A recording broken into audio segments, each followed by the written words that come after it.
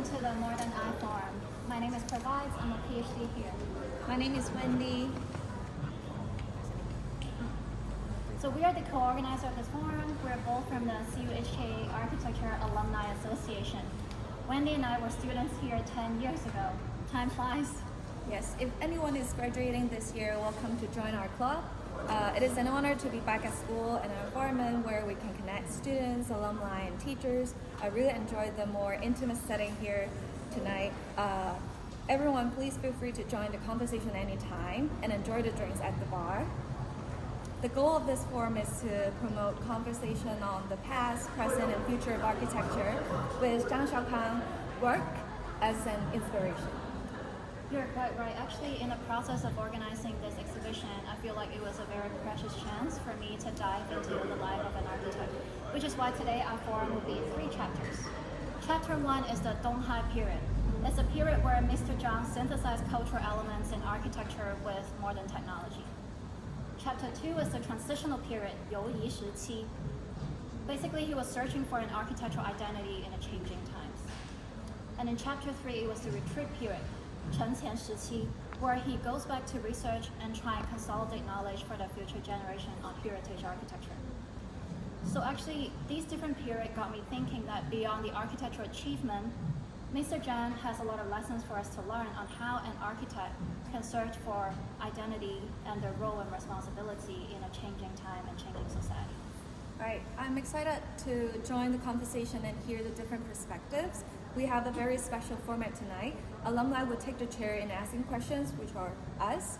Our guests will give the provocation, and together we will set the stage for discussion with everyone. I think it will be a very precious chance for us to explore the life of an architect from modern eye to contemporary challenges. But everyone, please remember to stay for a drink. It's the last day of our exhibition, so please enjoy the exhibit which shipped all the way from Taiwan. Indeed, for that we are very grateful for the Center for Chinese Architecture and Urbanism, Hong Kong Faculty of Architecture, the School of Architecture of Chinese University of Hong Kong, and also the Chinese University Architecture Alumni Association, and the 1A Space for supporting the exhibition forum. So we brought together people from Taiwan, Hong Kong, and mainland. As you can see, we have a hybrid format. Half of our guests will be on Zoom, and half of them will be here, and finger crossed everything will be fine. We must thank Gai Go and Irene and all the helper ladies for experimenting with us this hybrid format, 大工程. Before I welcome Mr. Wang Gamseng for the opening speech, we should take a photo together first. Okay. Thank you. 3, 2, 1. Okay, one more. Thank you. 3, 2, 1. Thank you. Thank you, Mr. Wang. Now, let us welcome architect Wang Gamseng, GBS JP, the former secretary for the environment and distinguished fellow from HKU, to give the opening speech. Good afternoon. Very pleased to attend today's event. Many thanks to CUHK Architecture Alumni. I would like to share with you 3 points in this opening. Firstly, I would like to show you an older picture that shows CK, called CK, and also Wallace and myself in the early 1980s. He and other teachers from Hong Kong U Architecture took us to visit the vernacular architecture in mainland China. At that time, mainland China was just opened to the world. Wallace and me were lucky to meet CK during his last 10 years. I think Wallace will share more about his experience with CK. But I would like to highlight one thing, that CK, even though at that time he was at his 60s, he's still very passionate about architecture. I can tell you that when we visit the villages in the mainland, in the coast, small coast, he was always the first one to went out of the coach to see the architecture, and probably the last one to return. I think he always stayed hungry for knowledge, even though at that age. More importantly, he's very willing to share with us. So during the trip on dining table, he was very happy and eager to share his knowledge with the younger people, including us at that time. So I was inspired by him, very thankful to CK, and luckily, you know that this building was decided by CK's student Wallace, this building, and holding the exhibition here. And actually, earlier this traveling exhibition was held at Kowloon City, the cattle depot. It was decided by another young guy called Eric. He was a graduate from Hong Kong Architecture, our junior. He now became an expert on heritage conservation. So cattle depot was his first project done by Eric, and we had the CK exhibition at his building. So it's in memory of CK. So I think that CK is a very inspirational person that I think younger person and teachers can learn from him to stay hungry and happy to share more. Second is that I think Wallace and other speakers talk more about how to link East and West. CK was born in the early years, okay, but he went to the States to study under Walter Gropius and other masters, okay, and he returned to Hong Kong and worked in Hong Kong, Taiwan, and mainland China. His projects, particularly Donghai University, demonstrate how we can link the East and West. My last point is probably would be more forward-looking. I would name it as linking the South and North. In the era of climate change, we are feeling the impact of extreme weather in these days. And in particular, I would like to refer to his project over there. Is the NTU Agriculture Exhibition Hall. There's a nickname in Cantonese, Dong Dong Guan, or in Zhonghua, Dong Dong Guan, or the Hall of Halls. Okay, it's a double-skin building that is very adaptive to the humid subtropical climate of Taiwan, very environmentally friendly. At the same time, it's very nice. When I was a student, similar to your age, I visited Taipei, and went inside this building. It's very good. And it would be not only about the past and present, but also about the future.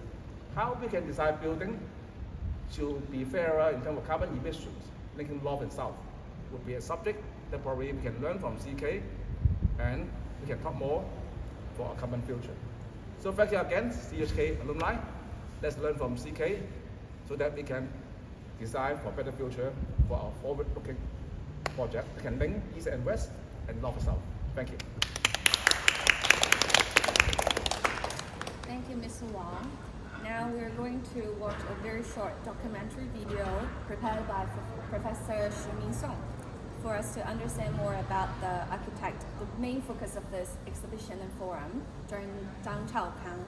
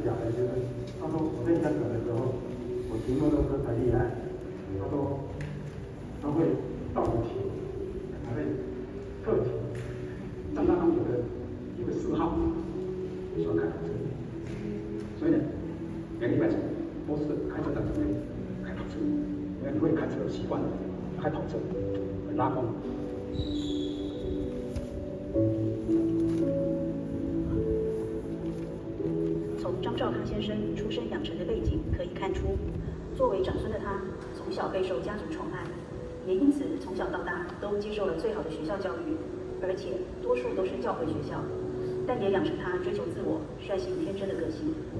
就读圣公会创办的上海圣约翰大学建筑系，是张兆康专业养成的开始。1942年创设的圣约翰大学建筑系是以包豪斯观念办学。这3年，张兆康初步接受了许多现代建筑的新观念。毕业后又进基泰工程司，在杨廷宝建筑师手下任职。这阶段的专业养成，打下了他现在建筑实践的重要基础，并对构造系统充分掌握。1948年，他至美国留学，先进伊利诺理工学院建筑系就读，遇见当时在构造上有极大创建的教授阿克明斯特·富勒。1949年，他转读哈佛建筑研究所，并在麻省理工学院辅修都市及视觉设计，最后在格罗培斯的指导下完成毕业设计，取得 GSD 的学位。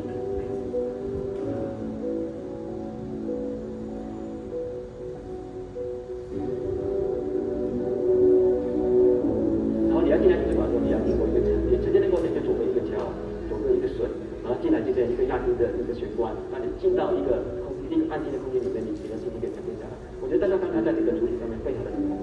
所以我看到张兆康先生作品是深有同感，就是说他花很多时间去钻研系统，才能够成就他，而不是一个来看站在一个路上，人家会每次经过都会觉得说他愿意再看一次。晚上有路啊去工地，然后到工地这条刚刚铁路，就有人家在照，拍个照片，然后回来不要看了，然后这个照片跟他画的构图一模一样。我觉得他不仅仅是一个好建筑师，他是一个高产。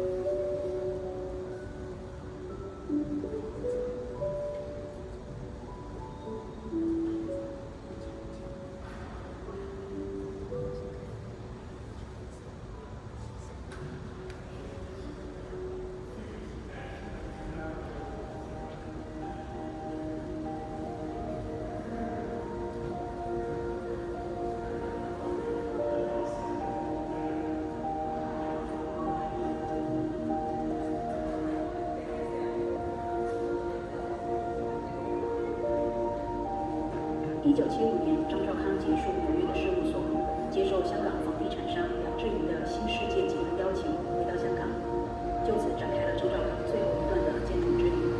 到他1992年过世前，这段约略10几年的时间，他除了从事房地产设计之外，也在香港大学建筑系任教，不时带学生进中国测绘复学。在谈《中国建筑之道》这本书之前，可以先聊聊该书的另外一位作者布雷泽。这位著作等身的建筑师，在1950年左右，就因为张兆康的小辈逼邻认识了张兆康先生，并结下一生的缘分。布雷泽因缘际会，在1953年多次造访日本，并于1955年出版了《日本寺庙与茶室》一书，更于1972年受北京建筑学会的邀请，多次进入中国，对华人传统建筑进行研究和拍摄，也出版了相关著作。在布雷泽的诸多著作里，有一个明显的特色，他是透过摄影及版面的编排来呈现作品，而不是透过大量文字来铺陈内容。这不仅是布雷泽所有著作的特色，也是我们理解《中国建筑之道》一书的一个重要背景。此外，布雷泽跟张兆康都是密斯的追随者，密斯多本重要建筑作品专书也都是由布雷泽拍摄记录后出版。由此可以印证我们之前跟布雷泽所说密斯跟中国老子关系的那条话。这也说明了为什么张兆康晚年要投入华人民居的研究。估计他们二人当时的分工可能是布雷泽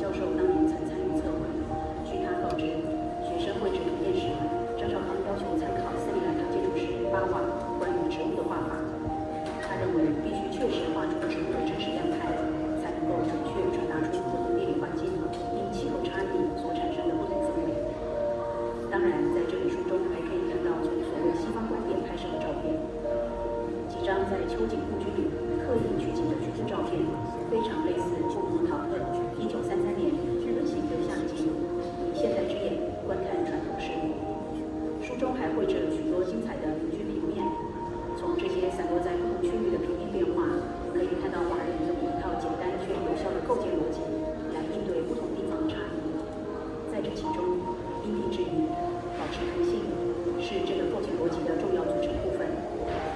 这种完美适应环境的营建模式，透过中国建筑之道艺术的测绘及独到的观点角度，得以完整保存。张兆康先生晚年身体羸弱，仍不辞辛劳带领学生进出刚刚改革开放的中国，踏勘测绘民居，次数高达70-80次。在交通不便的当时，这种旅行测绘的工作之艰辛，绝不是今天的我们所能想象的。如果有坚强的意志力跟信念，实在很难完成这样的巨大挑战。或许张兆康先生是想透过民居测绘来印证他早建筑实践的有效性。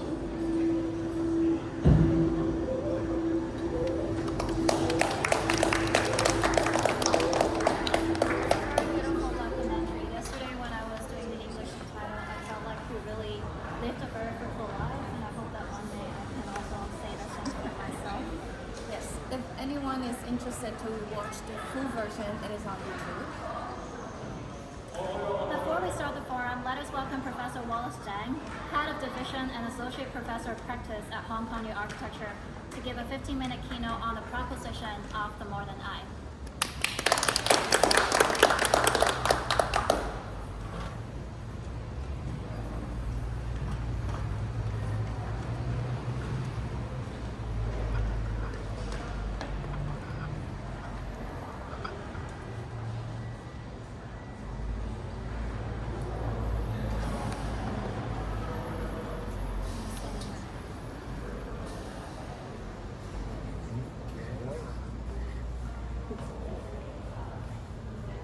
Professor Wallace, we can't hear you.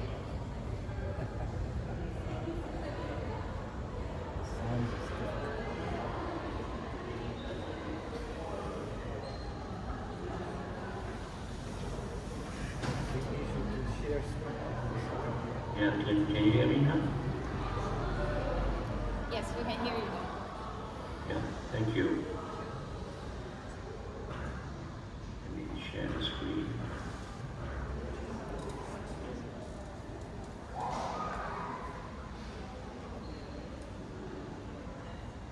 Okay.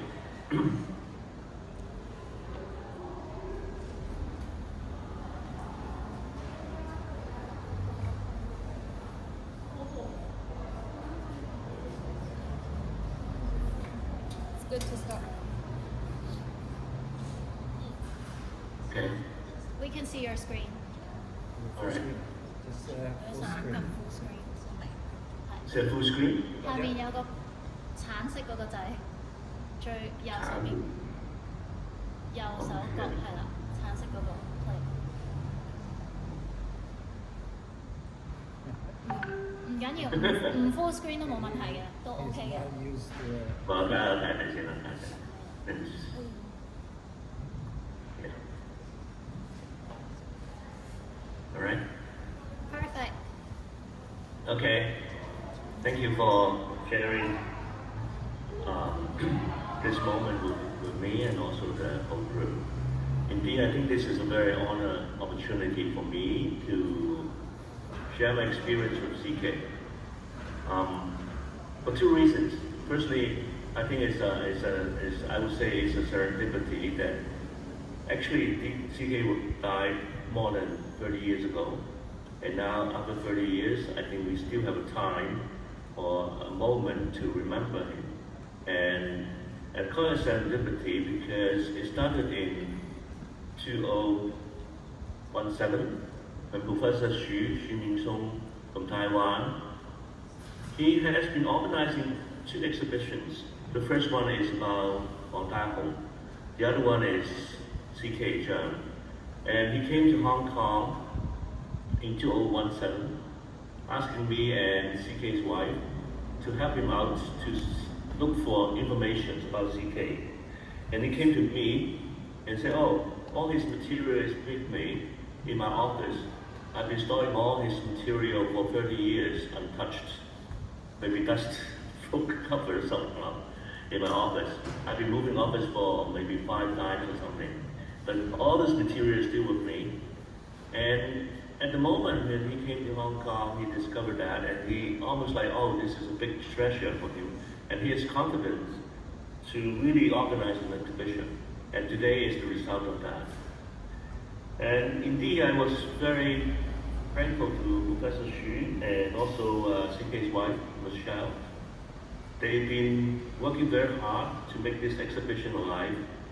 And also thank you for the Alumni Association of CUHK, because it's also a serendipity, another line of serendipity that this exhibition happened in the CU atrium here today.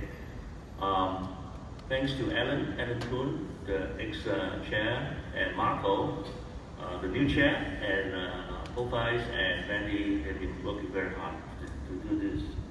And indeed, it's not just to remember our old fellow, CK, our teacher, our mentor, but also to carry on his teaching. As KS was mentioning, he's both a teacher and a student at the same time. He's always working very hard to excel his skills and also to share with his fellow students. As if he's also a student. He's never a professor in my mind, because he's always a companion, both a mentor, a friend, and also maybe a kid for me too, because sometimes when I remember the experience when I was working with him on the book, I'm always chasing after him to, okay, please write. please start writing and keep writing, otherwise we cannot publish on time.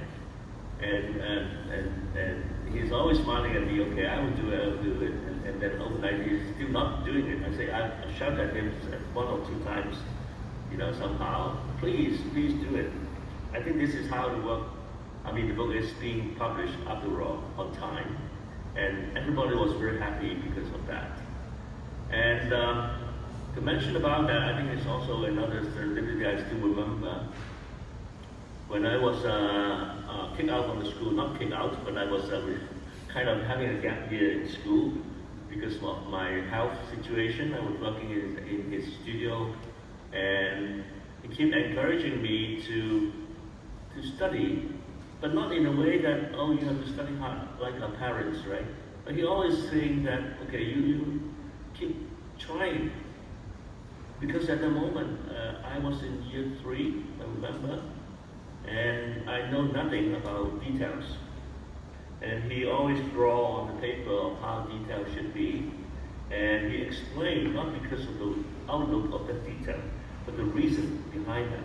Why it looks like this, how can it be expressed, how can that be made, and how the water, drop of water, dripping from the roof to the ground and drain away. Oh, these are very fundamental lessons that I learned from him, not by teachers like professors in the classroom, but almost like a noise or a sound inside your mind, always reminding you, being a good architect, you have to consider all of these. So I think these are the memories I still have in mind when I was taking my pen to draw anything on the paper.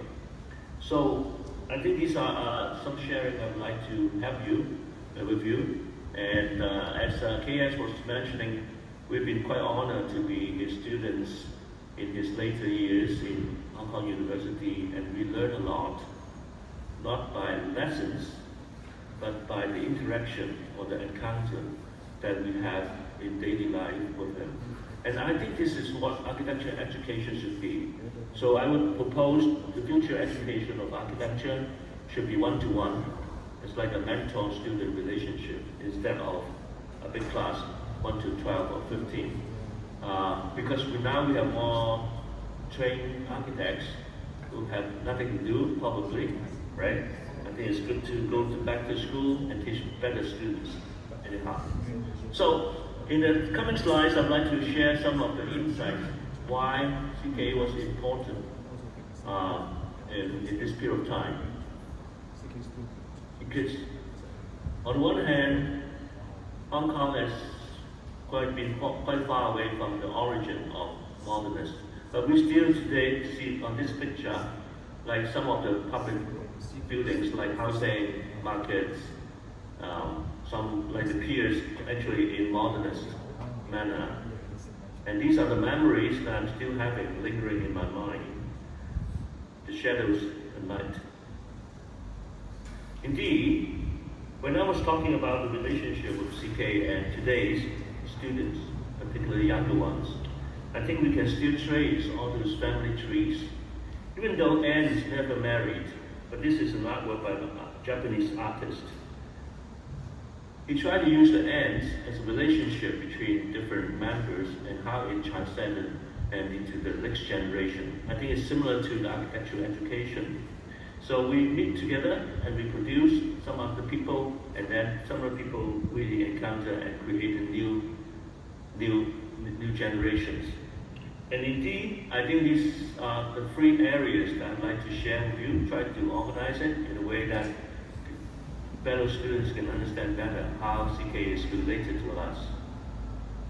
The first one is the direct student-teacher relationship. The origin of modernist actually started from this gentleman, Walter Gropius. He's a representative of Bauhaus. He moved to the US in the later stage and founded the GSD in Harvard. And in his period of teaching, there are a few Chinese students.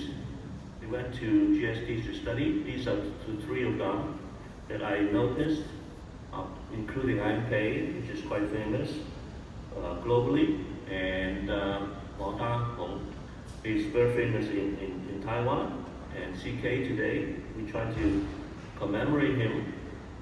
He's not so famous because he's understated, but these are the fellows, they know each other and good friends, and are good friends in the States. When they're back to Hong Kong and Taiwan, whenever they do share their experience together. So these 3, actually, they are sitting tight, right? Just like you in the School of Architecture. They know each other, not Wang Dahong and An Pei are the same year, and CK is slightly younger. So, the moment when Donghai University was built, these 3 gentlemen came together. An Pei is the organizer. He called the 2 younger fellows in the States, including Chen Qi-huan and CK Chang, to build the Donghai University. And this is, I think, a very memorable time when the Chinese architecture really come into reality. And below there's another old gentleman, which is the founder of CUHK Architecture, Kang. Indeed, they are all related, just like the family tree, because Kang was working in An Pei's office for some years, and teaching in MIT, and came to Hong Kong and founded the University of Science, Chinese University. And these fellows, actually, they know each other, because at that moment, architects, Chinese architects who were educated abroad, particularly in the States, having the same tradition, they want to contribute to the country somehow, in different ways. And how I came into the picture, actually, is when in 1991, when Kang came to Hong Kong, CK was here, I was a student, and I went with them to visit a bamboo theater in Chao.